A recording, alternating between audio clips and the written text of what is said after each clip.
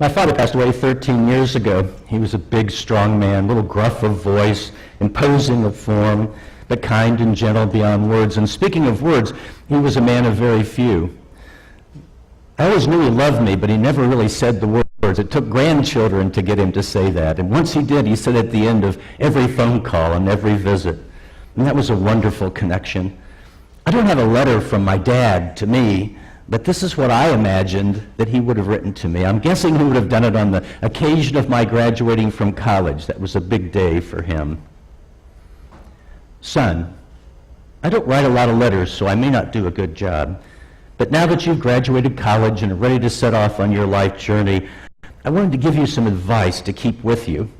These are 3 things that I hope you will always be served with.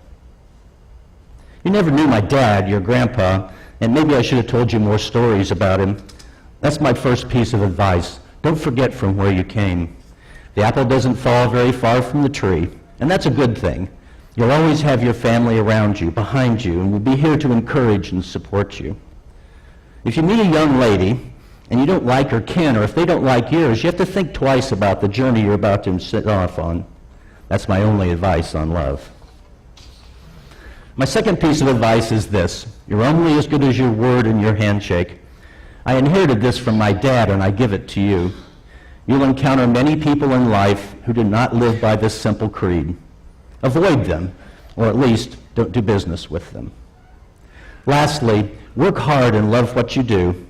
I worked at Allison's for 30 years, 13 days on and 1 day off mostly, because I've always been driven to be a good provider. I farmed with your mom's family for all this time because I love the land, and I wanted to. You remember my old saying that if I win the lottery, I'll probably just farm till it's all gone. And that's because that's my love, the land and the animals.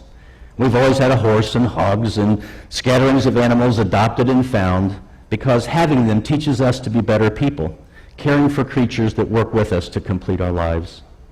I'm proud of you, son. Always remember that. And be the best man you can be. That song is called When I'm Gone, from Joey and Rory Feek.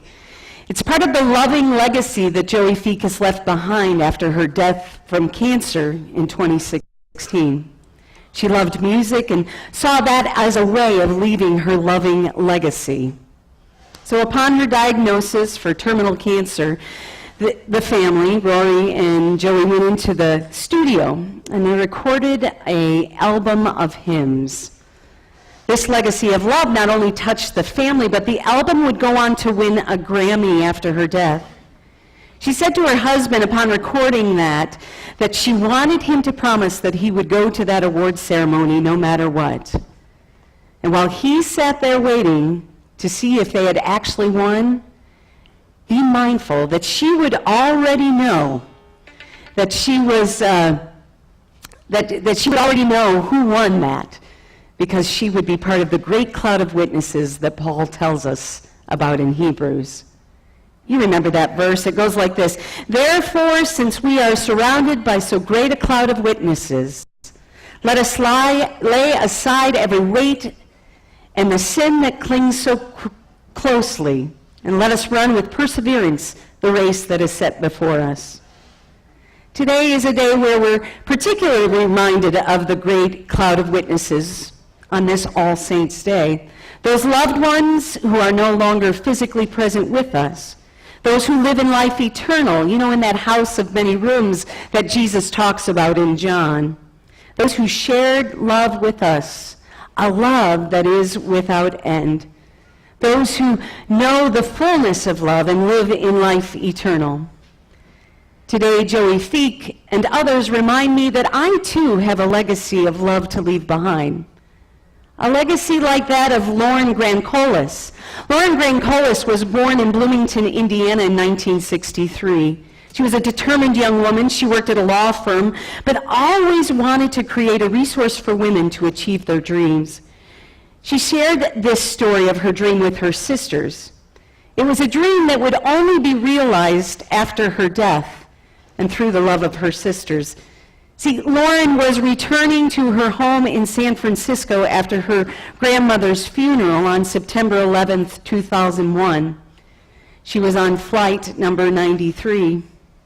If you get a chance, I encourage you to go online to listen to the voicemail that she left for her husband and her children, because in the end, all that mattered was that she loved them with her whole heart. Now, her sisters knew the dream that she had, and they went to search for the manuscript that she had been working on, and they found it.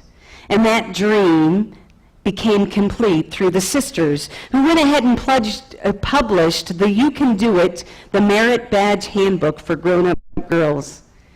In the years since its publication, countless women, myself included, have been guided through to realize their dreams, all because Lauren had a God-given dream, and with the help of others, that dream had been realized. You know, be it a thoughtful letter, a song, or a book, I believe that God does call each of us to leave a legacy of love. Perry's reminder of the legacy of love that his father has left him is pretty powerful. But soon you'll be aware of the love that Perry has for his own grandson and the legacy he wishes to leave for him. You know, the songs of Joey Feek, the handbook by Lauren Grancolis, we all are leading a legacy of love here. Today we have provided you a hopefully thought-provoking little piece of stationery in your bulletin. We want you to consider, just start thinking about what your legacy of love might be. Who do you want to encourage? Your children, your grandchildren, your sisters? What will be your lasting imprint on this world? What will encourage those who are left behind when we find ourselves in the great cloud of witnesses? Friends, today does come with grief, for we remember those who are no longer physically with us. But may we also be reminded that life isn't over, it has been begun again. And we are reminded of this eternal life through the gifts that Jesus have granted us in the gift of Holy Communion. Today we're going to have an opportunity to share in Holy Communion as part of this special service. And all who are here are invited to partake in this feast. You don't have to be a member of this church nor any church. You need only believe in the love of Jesus. You need only believe in the perfect love that casts out all fear, all sin, all anger, whatever it may be. That's all. And Jesus will make you new, I promise. You'll be reminded of the loving light that shines from within you through the forgiveness of sins. Now I'm going to give you a little instruction here, because communion at Beef and Boards is always challenging and wonderful. And the way we're going to do it today is we're going to have a station here and a station here. This communion station will start on the floor, and once this group has had communion, they'll move to the next row, and those can get up and share in communion. After you share in communion, I'm going to invite you to take the candle that is on your table. Today is the day where we remind ourselves of the saints who have gone before us.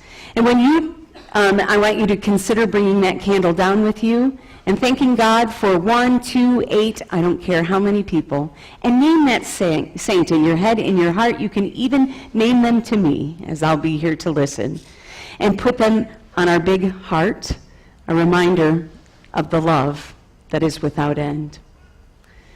The invitation to communion is simple. Come and eat a feast. Not a meal to nourish your body, but indeed to feed the soul. We receive the bread and wine connected to all the ages, to all the saints of old, who, like us, felt unworthy. For those who felt as though they were seekers and eager to know God in a personal way. We join with teenagers who still wonder what this is all about, and children who come to this table with innocence and an unburdened faith.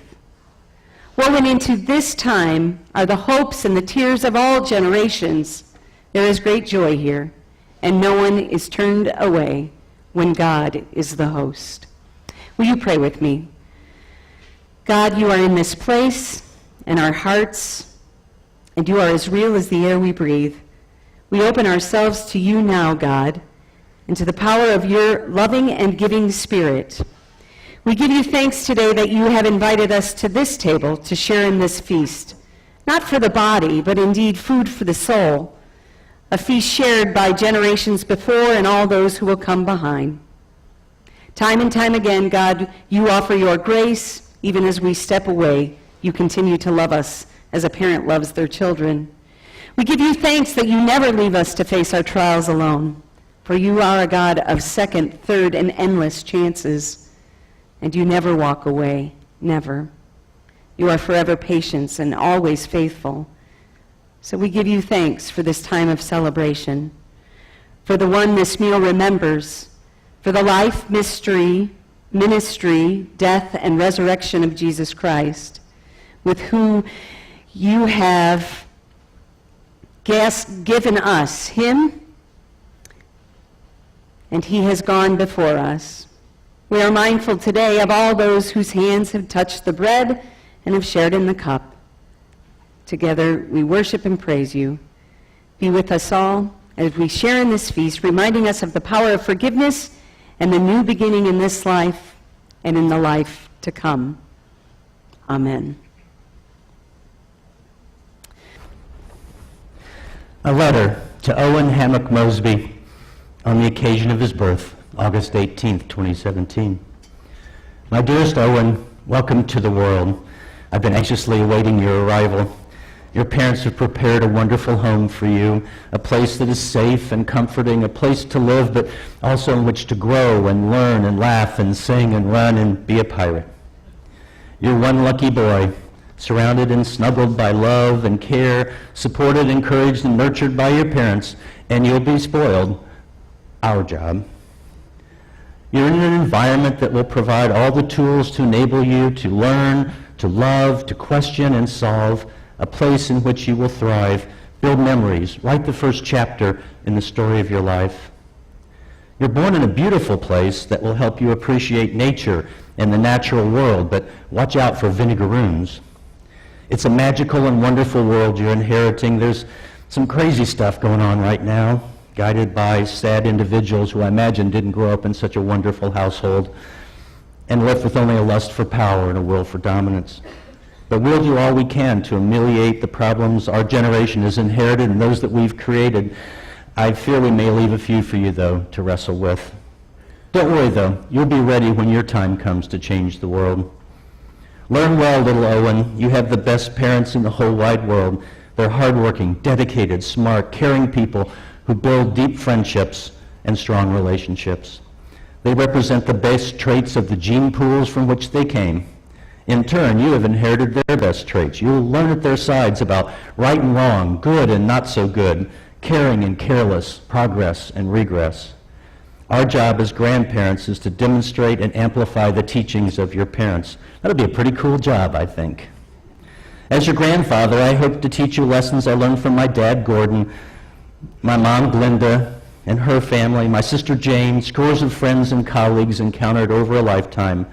And I'll learn from you, because after all, we're never too old to learn. I've heard it takes a village to raise a child, but I say it takes a community, a network of stories and lessons, of folks who will love you for who you are, and some who will love you for the family that you have. You have that community always there to support and guide you. We got your back, little man.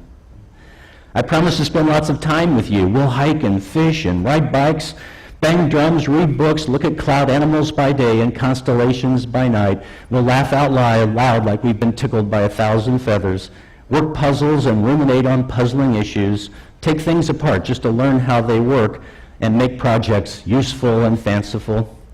I'll happily share my love of travel, old cars, tools, stuff, and I'll teach you about curb shopping. I'll walk with you on shores and mountain trails, through fields and great meadows. We'll visit museums and castles and places of wonder, and I will reminisce while you dream. We're going to be a good team, little Owen, Mom and Dad, Opie Cat and his cousin Linus, your grandparents, uncles and aunts, cousins and buddies, and love will bind this team together. I love you with all my heart, as I do Cece, Emily, and Matt. That's just one of the interesting things about love. Hearts can expand to hold full love for as many people as are deserving, and you deserve all the love in the world. One of the longest lessons to learn, Owen, is the nature of love, but it's also one of the most important and enduring.